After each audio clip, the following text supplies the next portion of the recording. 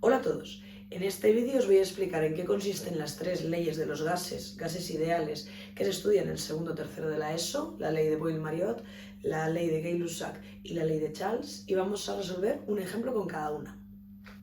En primer lugar, lo que tenéis que saber es que las leyes de los gases se aplican cuando tenemos un mismo gas, es decir, la misma cantidad de moles, moléculas o átomos de un gas en dos estados diferentes, que en general vamos a llamar con un subíndice 1 y con un subíndice 2. Diremos que el estado 1 es el estado inicial y el estado 2 es el estado final, y tenemos la misma cantidad de gas entre los puntos o entre los estados 1 y 2. Entonces, en las tres distintas leyes de los gases que vamos a estudiar, lo que tenemos es que al cambiar de un estado a otro, una magnitud se mantiene constante. Por ejemplo, en la ley de Boyle-Mariotte lo que tenemos es que para ir del estado 1 al estado 2, lo que se mantiene constante es la temperatura. Al principio y al final tenemos el gas en la misma temperatura. Y entonces lo que se cumple es que el producto de la presión inicial por el volumen inicial es igual al producto de la presión final por el volumen final. Entonces, una cosa súper importante, como siempre en física y química, es las unidades. ¿En qué unidades tenemos que meter la presión en ambos términos de la igualdad? Bueno, pues podemos hacerlo en cualquiera de las unidades en las cuales puede expresarse presión. Esto podrían ser atmósferas, milímetros de mercurio, pascales, etc., siempre y cuando a ambos lados de la igualdad lo expresemos en lo mismo. Es decir, atmósferas con atmósferas, pascales con pascales, milímetros de mercurio con milímetros de mercurio. Nunca podemos mezclar dos unidades distintas porque entonces el resultado no tendrá sentido numérico. Con el volumen ocurre lo mismo. Podemos expresar el volumen en lo que queramos, metros cúbicos, centímetros cúbicos, litros, etc. Pero a ambos lados de la igualdad tendremos que hacerlo en las mismas unidades. Lo que va a ocurrir en estos problemas es que tres valores se conocen, por ejemplo, la presión y el volumen inicial y el volumen final, y nos preguntan el desconocido, por ejemplo, la presión final. Veamos un ejemplo.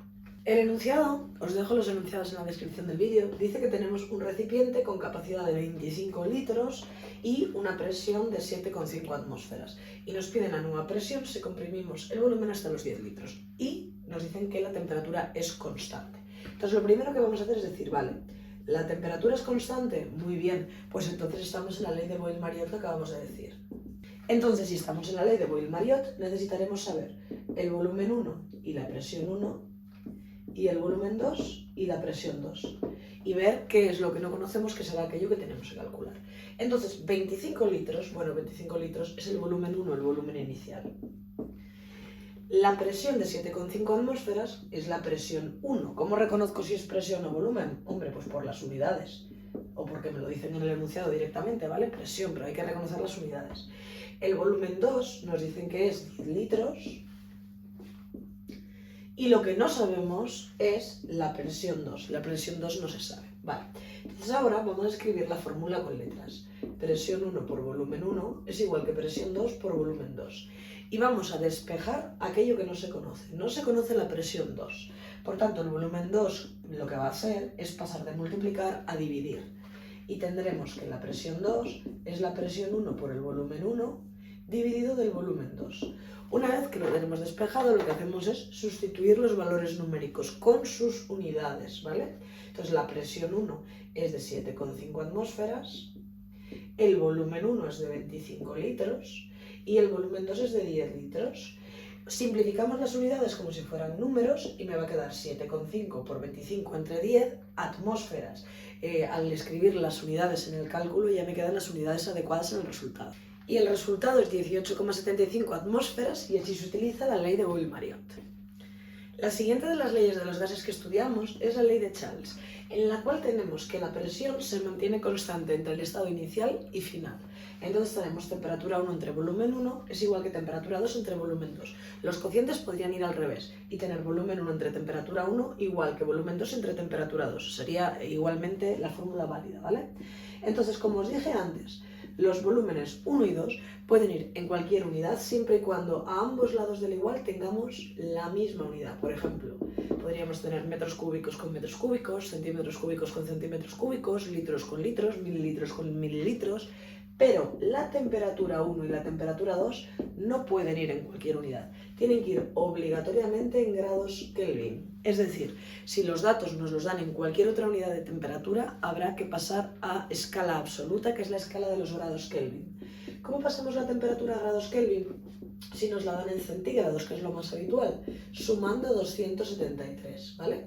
Súper importante que sepáis que en todos los ejercicios de las leyes de los gases siempre hay que poner la temperatura en grados Kelvin. Veamos un ejemplo. En este ejercicio nos dicen que tenemos un volumen de 1 litro de gas que es calentado a presión constante. Vale, bueno, pues lo primero que hacemos es identificar que como es presión constante va a ser la ley de Charles. Y entonces, como la presión es constante, lo que tendremos que identificar es el volumen inicial y la temperatura inicial, el volumen final y la temperatura final. Entonces me dicen que el volumen es de 1 litro. Bueno, pues eso es el volumen inicial, 1 litro. Y lo calentamos a presión constante desde 18 grados centígrados, ¿vale? Pues esa es la temperatura inicial, 18 grados centígrados. Y lo calentamos hasta 58, pues esa es la temperatura final, 58 grados centígrados. Y lo que no conocemos es el volumen es desconocido. Bueno, lo primero que vamos a hacer va a ser pasar esas temperaturas a grados Kelvin. Entonces haremos 18 más 273 y 58 más 273. Quedándonos 291 y 331 Kelvin. Una vez que ya tenemos la temperatura en las unidades adecuadas, escribimos temperatura 1 entre volumen 1 es temperatura 2 entre volumen 2. Y vamos a despejar aquello que no conocemos. ¿Qué es lo que no conocemos? El volumen 2. Vale, ¿cómo se despeja esto? Bueno, mirad, lo primero que podéis hacer es multiplicar en cruz.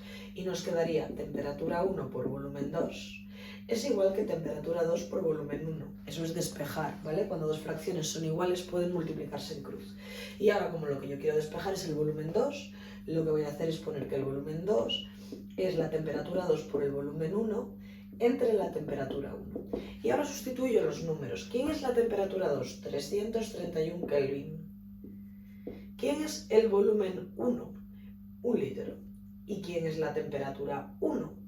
291 Kelvin. Y así obtendremos el volumen final, que nos quedará aproximadamente, redondeando, 1,14 litros. Veamos ahora la tercera ley, que es la ley de Gay-Lussac. Esta ley se puede aplicar cuando tenemos un gas que tiene un cambio entre dos estados, inicial 1 y final 2, manteniendo constante el volumen. Y se expresará temperatura inicial entre presión inicial es igual que temperatura final entre presión final. También podría ser al revés, presión 1 entre T1 igual que presión 2 entre T2. Son equivalentes ambas fórmulas. La presión 1 y la presión 2 pueden ir en cualquier unidad siempre y cuando las unidades sean iguales a ambos lados del igual. Por otro lado, en las temperaturas T1 y T2, al igual que como ocurría en la ley de Charles, tendremos que poner obligatoriamente las temperaturas en grados Kelvin, ¿vale? Temperatura absoluta. Veamos un ejemplo.